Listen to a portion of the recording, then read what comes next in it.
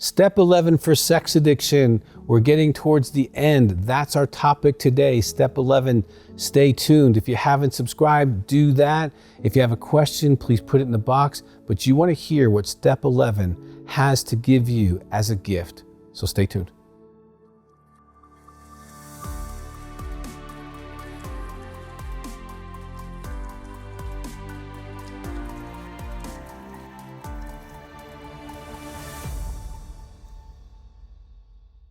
Step 11 for sex addiction. This is a big step. First of all, congratulations. You admitted you're powerless, okay? You're probably clean now for weeks, months, or even longer. You've done your inventory. You dealt with abuses and traumas. You've taken responsibility for the things you've done wrong. You've done recovery. Step 10, 11, and 12 are maintenance so that you don't have to do it again, okay? You don't ever want to go back to your addiction. Never. So step 10 allows you to stay humble. If you make mistakes, don't get guilt and shame. Deal with it right away. Step 11 is another gift. Now, step 11, let me read it to you. Sought through prayer and meditation to improve our conscious contact with God as we understood Him. Praying only for the knowledge of His will for us and the power to carry that out. So for me, this step has two primary parts to it. The first part is stay in relationship.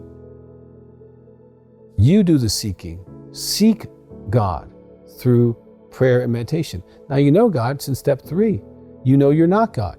You've turned your will over to God. You've been praying for months.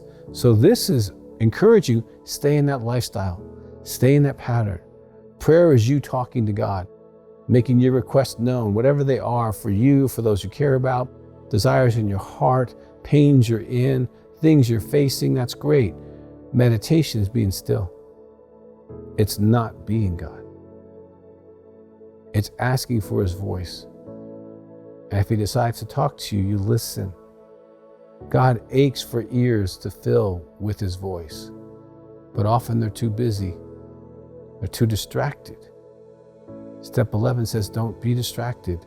Be intentional. Seek Him through prayer, through meditation, to improve that conscious contact with God. And what it's basically saying is improve your friendship. Friendship takes time, it takes communication, and you need to be about that.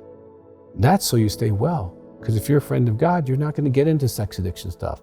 You're going to feel any yanks or pull towards your addiction, and you're not going to want to go that way. And this friendship can really save you not from going this way.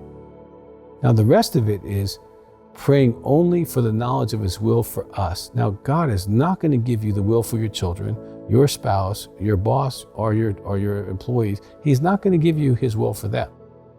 He's going to give you day by day. He's not a 5-10 year guy, okay? Day by day, His will for you. And you want to say, God, I want your will. Now, I can tell you that's going to show up in being inconvenienced. That's going to show up with conflicts that you get to resolve.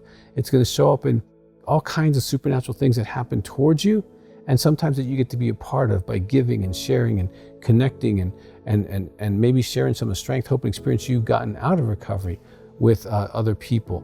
Any of those are possible. But in the morning, you want to settle yourself and God, I'm here. I want to know your will for me. I want to do your will, and then I want the power to do it. Now, it's interesting that this extra statement is at the end, because sometimes we don't want to do what He tells us to do. Sometimes we don't want to say we're sorry, we're wrong. Sometimes we don't want to go talk to that person. Sometimes we don't want to resolve that conflict. Sometimes we don't want to, okay? Now, we know as addicts that we're addicted to our will. So when you get God's will, you want to do it as just a way to exercise that submission to Him that you did in step 3. You turned your life and will over to the care of God. Now here, His will for us and the power to carry that out is the focus. So you want to seek Him, you want to hear Him, you want to ask and do what He tells you to do. Now I've done that for many, many years. So this morning I prayed and asked God, for what He wants done on the earth today. And today His will was for me to share step 11 with you. And I hope that you practice this. It's a practice. It's not, the steps are not some kind of theological treatise. They are basically, here's behaviors. Pray, meditate, ask, and then do. That is the whole purpose. I mean, step 11 reminds me of the whole book of John in the New Testament, where it's like believe, believe, believe, believe, and then follow is the last chapter. And here's what step 11 presents. Find him, know him, do as you're told to do with all your heart. That's step 11. As a recovering sex addict, you want to do his will, not your will anyway. If you haven't subscribed, please do that. If you have a question, please go ahead and ask it. Thank you very much, and go do this right now.